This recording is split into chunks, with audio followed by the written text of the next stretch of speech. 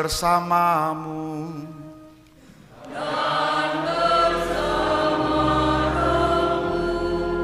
Inilah Injil suci menurut Markus.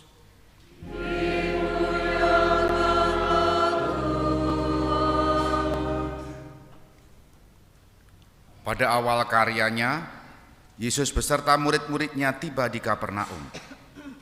Setelah hari Sabat mulai, Yesus masuk ke dalam rumah ibadat dan mengajar. Orang-orang takjub mendengar pengajarannya, sebab ia mengajar mereka sebagai orang yang berkuasa, tidak seperti ahli-ahli Taurat. Pada waktu itu di dalam rumah ibadat itu, ada seorang yang kerasukan roh jahat. Orang itu berteriak, "Apa urusanmu dengan kami, hai Yesus orang Nazaret? Engkau datang hendak membinasakan kami. Aku tahu siapa engkau, yakni yang kudus dari Allah." Tetapi Yesus menghardiknya, katanya, "Diam, keluarlah daripadanya." Roh jahat itu mengguncang-guncang orang itu, dan sambil menjerit dengan suara nyaring ia keluar daripadanya. Mereka semua takjub sehingga mereka memperbincangkannya, katanya, "Apa ini? Suatu ajaran baru. Guru ini berkata-kata dengan kuasa. Roh-roh jahat pun ia perintah dan mereka taat kepadanya." Lalu tersebarlah dengan cepat kabar tentang Yesus ke segala penjuru di seluruh daerah Galilea. Demikianlah sabda Tuhan.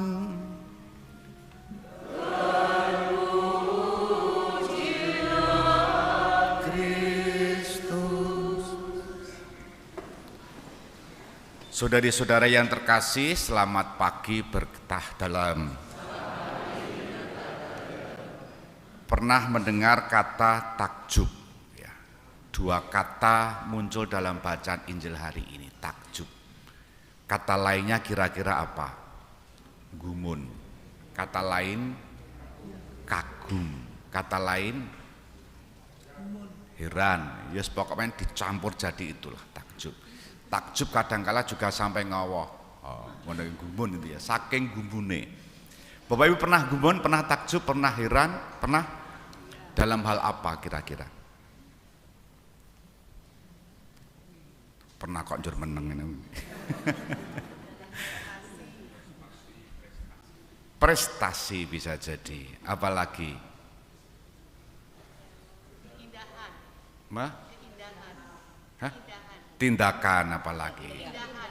Indah. Oh indah ya, saya tuh mudah kagum ya. Saya dulu pernah gila fotografi ya.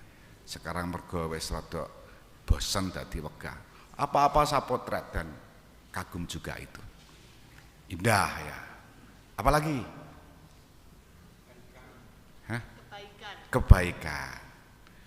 Dan banyak sekali. Pernah ada suatu pengalaman ketika saya merayakan perayaan Ekaristi 50 tahun perkawinan salah satu keluarga. Yang diceritakan adalah pengalaman. Karena saya tanya ya, kenapa sampai bertahan 50 tahun? Kula nggih gumun Romo. Saya juga heran. Dulu awal-awal merasa berat, harus ngopeni anak banyak. Dulu kan banyak anak banyak rezeki dulu filosofinya. Sekarang banyak anak tensi tinggi mesti. Nah, saya ya betul kan? Maka ketika saya bertanya kepada pasangan-pasangan muda, kalau saya tanya, "Kowe pengen dua anak piro?" Mung tidak lebih dari itu, seputaran itu. Nek sing cewek pengen siji atau loro, sing cowok pengen loro, berarti kan papat loro-lorone siji ya. Tak pun tadi papat. Kembali pada yang tadi saya kisahkan. Gumun karena apa? Merasa dulu tidak mampu untuk mengelola ekonomi di awal-awal. Tetapi sampai 50 tahun perkawinan, membesarkan anak dan mereka sudah istilah golek pakan itu ya bukan istilah ya, artinya bisa bekerja mandiri dan bahkan sudah berkeluarga. Dan itu yang dia gumuni, dia heran. Sampai pada refleksinya, Tuhan luar biasa. Dan barangkali gumun-gumun, takjub-takjub seperti ini Bapak Ibu saudara-saudara alami dalam peristiwa hidup masing-masing. Gumun mergo apa? Macam-macam. Hari ini takjub dalam hal apa yang diwartakan dalam bacaan Markus hari ini? Takjub dalam hal Yesus yang orang biasa ini kok kuasanya hebat. Pengajarannya itu beda dengan ahli-ahli Taurat. Bicaranya, kitab suci tidak menyebut bicaranya Yesus itu seperti penyiar yang enak didengar, bukan itu. Atau seperti pribadi-pribadi yang suaranya kalau ngomong saja sudah membuat orang luluh. Beda dengan suara saya yang cempreng kayak gini kan, wis marai ra kepenak itu kan. Bukan disebut sebagai warna suaranya, tetapi isi ajarannya beda dengan ahli-ahli Taurat, penuh kuasa. Ini yang pertama. Selain itu yang kedua, karena pengajarannya wibawa berkuasa itu, pengajarannya itu, ucapannya itu membuat setan sendiri takut kepada Yesus. Maka lengkaplah ketakjuban orang-orang pada waktu itu. Kok iso? Iki sopo? Beda dengan yang lain, dan setan pun taat kepadanya, mendengarkan suara Yesus. Dan setan pun tidak diajar loh ya itu ya, tapi mendengar suara Yesus saja taat. Maka sebetulnya Bapak Ibu saudari-saudara, ketika mereka gumun takjub siapa ini, jawabannya sebetulnya ada pada mulutnya si setan. Betul enggak? Setan mengatakan apa di situ? Halaman 5 baris tengah. Hai Yesus orang Nazaret, engkau datang hendak membinasakan kami. Aku tahu siapa engkau, yakni yang kudus dari Allah. Bapak Ibu bisa membayangkan, sing takon gumun wong-wong sing normal, tapi yang bisa mengetahui siapa Yesus itu justru setan. Betul nggak? Dan kita kadang berpikir lah, berarti setan kuwi apik gitu? Ya ora. Setan itu bisa jadi tidak kelihatan, tapi justru bisa menjerumuskan.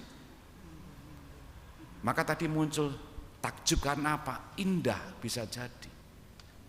Itu bisa membuat kita kagum, tapi bisa jadi menjerumuskan. Delok kakean nyawang pemandangan seneng, enak. Jebule lali gawean ngomah ditinggal itu kan. Dan banyak hal sampai numpuk akhirnya menjadi persoalan tersendiri. Maka kembali pada ketakjuban tadi.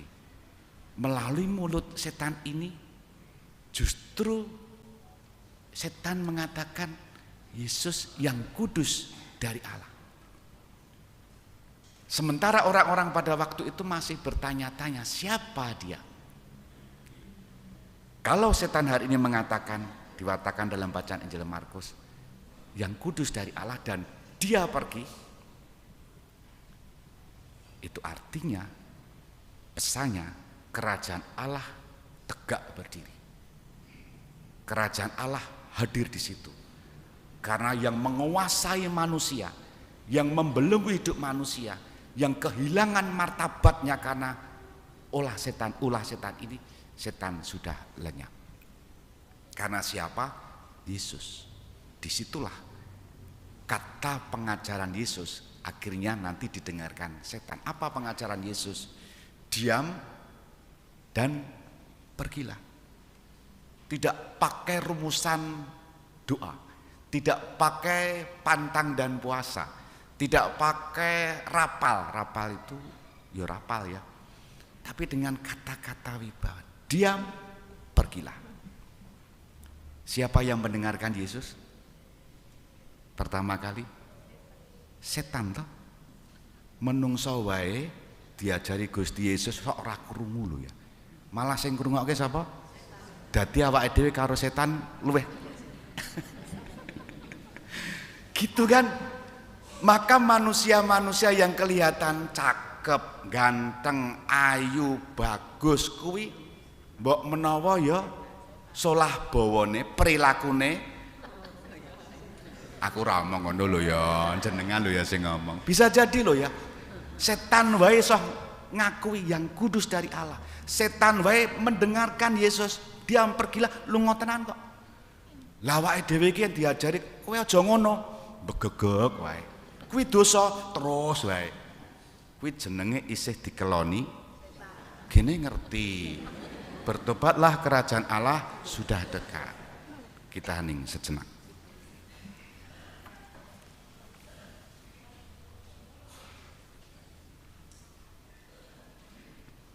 Dimuliakanlah Yesus yang dulu hidup, sekarang dan selama-lamanya.